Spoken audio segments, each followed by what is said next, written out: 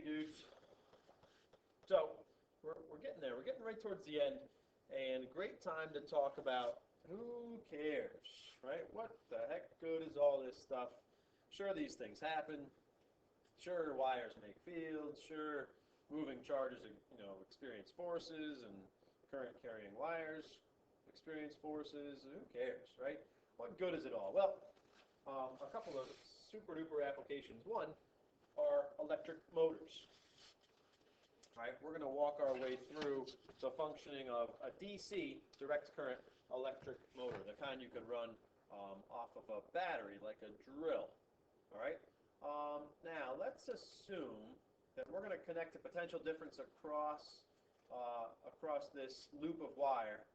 This would probably be lots and lots of loops of wire in a real electric motor. But in this one, we just have one loop of wire between these two magnetic poles, and we'll look at the direction of conventional current, of course. It's going to go up that branch and down this branch. All right, we know what our field looks like between these magnets. It points from north to south. So we're going to talk about the direction of forces on each wire here. Okay? Well, if we have a charge in this left-handed wire here moving upward, right? Velocity's up, field is to the right. The force on that wire, every charge in that wire pushes in. If you look at the charges over here, and this wire, they're moving downward, right thumb down. Field is still to the right. Those, what do you call them? Charges, that whole wire is pushed out. Now the top wire, let's see, we got charges moving this way, and a field that way, zero force. Same thing in the bottom ones, zero. Nothing happens. But what's this do, right? Well, the left wire is pushed in, the right wire is pushed out. It makes this thing spin. Right?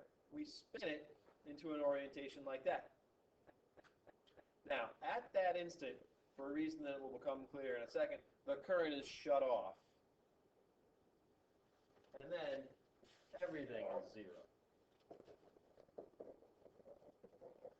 With no current, there's no magnetic force. Well, that's not entirely true, because now we sort of have a wire or a charge here that's moving. Well, no, there still would be zero. Moving that way in a field like this. Yeah, still no force. Okay? So nothing really fun happens there. And then we go to the third case when the thing is like this. Notice the purple wire that was over here is now swung around so it's there. Now to keep the loop spinning, here's the deal. To keep the loop spinning, we want the wire on the left to still be pushed in. Come on. Come on. What are you doing? What are you doing? There you go. We want the wire on the right to be pushed out. You get what I'm saying? To keep this loop spinning. So that means that the wire on the right now has to have current that goes up. And the wire on the left has to have current that goes down, just like we had here. But the problem was, before, the wire on the right had current downward. The wire on the left had current upward. Well, now we've got to switch that current from going down in the purple to now down here going up in the purple. All right, so as long as we can keep the direction of the current in that loop switching,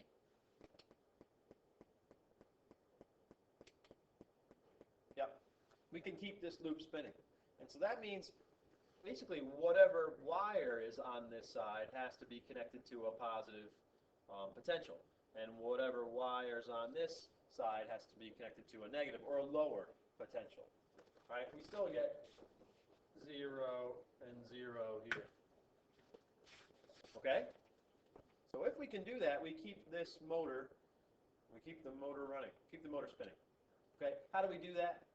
How do we keep the loop spinning? How do we maintain the direction of the current on each side? Well, we use this thing that's called a split ring commutator. Or one kind of, I will tell you, older function or older style of electric motor used a split ring commutator and something called brushes. All right, so what you do is this split ring commutator is like a metal ring that's broken, not broken, but it's split in the middle. Okay, and you connect one of the sides of that ring to a positive potential, one side of the ring to a lower or a negative potential, and then what you do is you let these, what do you call them, the ends of this loop ride against that or brush against that that split ring. All right, and you can see that as this wire here brushes, we're going red, brushes along.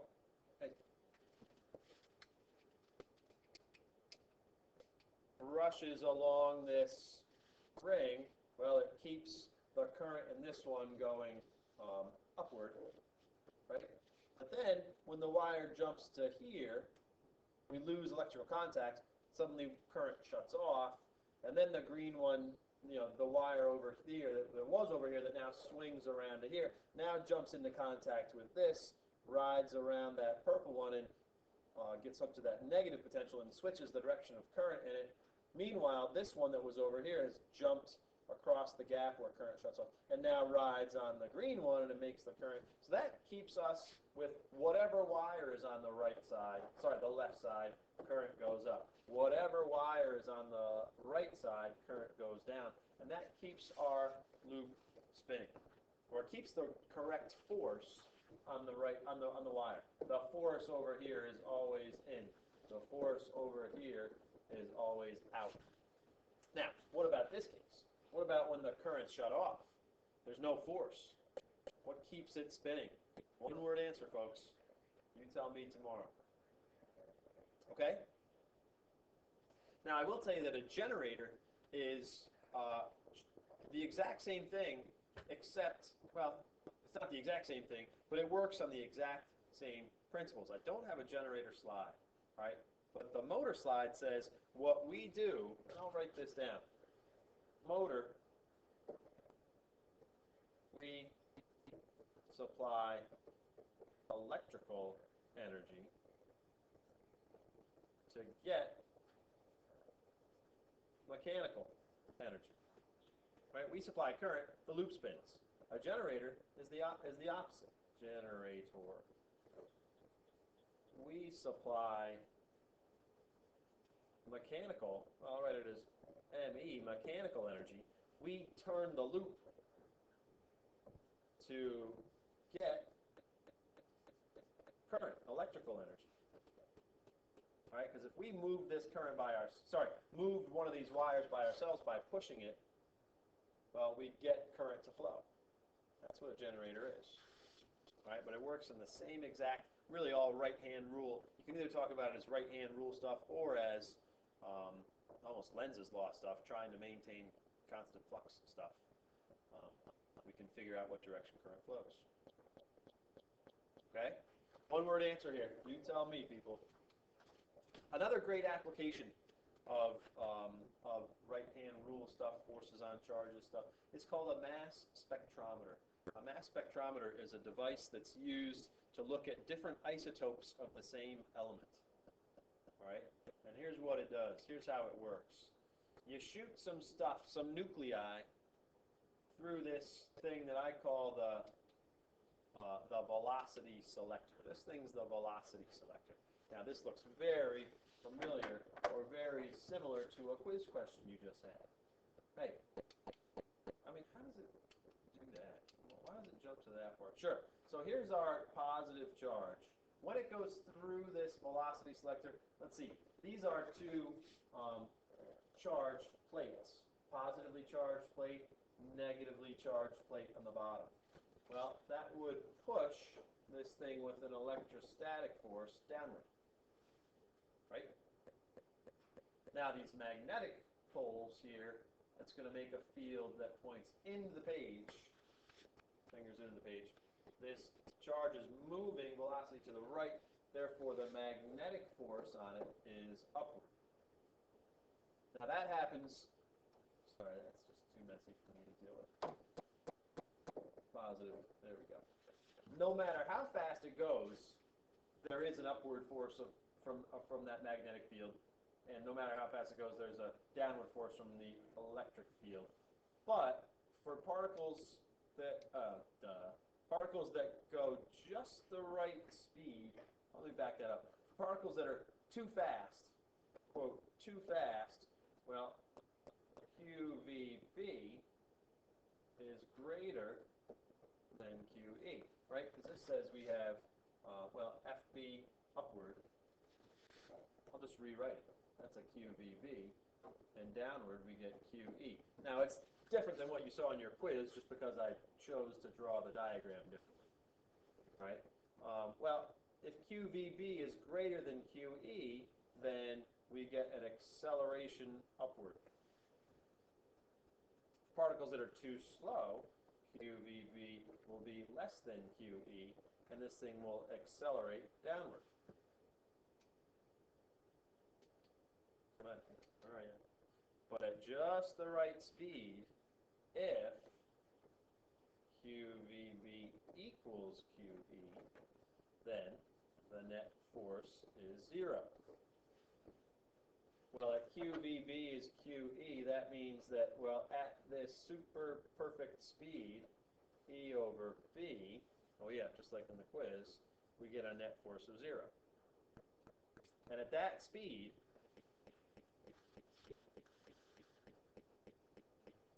the path of Q is move. Hey, hey.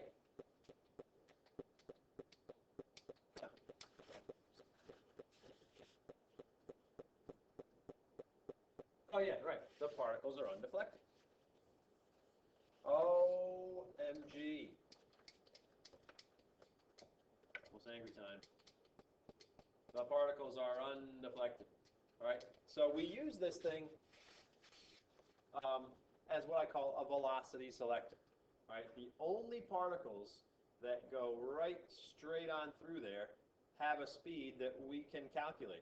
We being the people that are experimenting and using this apparatus and have adjusted things and know the exact strengths of E and B. That means we know exactly how fast objects are going. You know, what they really might do, this is going to make this thing start to get a little ugly, but they might, you know, have this be a solid something something with a little hole there called an aperture, where we're looking, the only things that come out of that hole are the ones that have that perfect speed that we know. Okay? Now, the second part of the mass spectrometer is once these charges exit the velocity selector, that part in the square, the dotted line box there, what they do is they enter an area where there's a uniform magnetic field, a different uniform magnetic field than the one that was inside the selector. All right? In here, there's a field from this magnet and this magnet, right? Out here, there's this different magnetic field. All right, uniform field.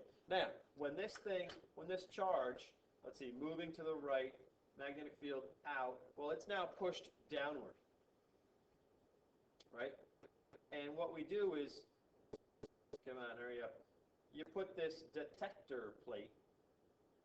Sometimes this might be like what's called a scintillating detector or something like that. Scintillating means it'll light up when a charge hits it. Because when this, boom, when this charge goes through there at the speed that we know, well, it's going to enter a uniform magnetic field. And we know that magnetic fields end up exerting circular forces, centripetal forces on moving charges. And what we get is that it hits in a certain place. All right, now, a different isotope, the only difference in the isotopes is that the mass of the objects is different. They have the same charge, but their masses are different. Well, what that might do, or what that would do, is create a case like this.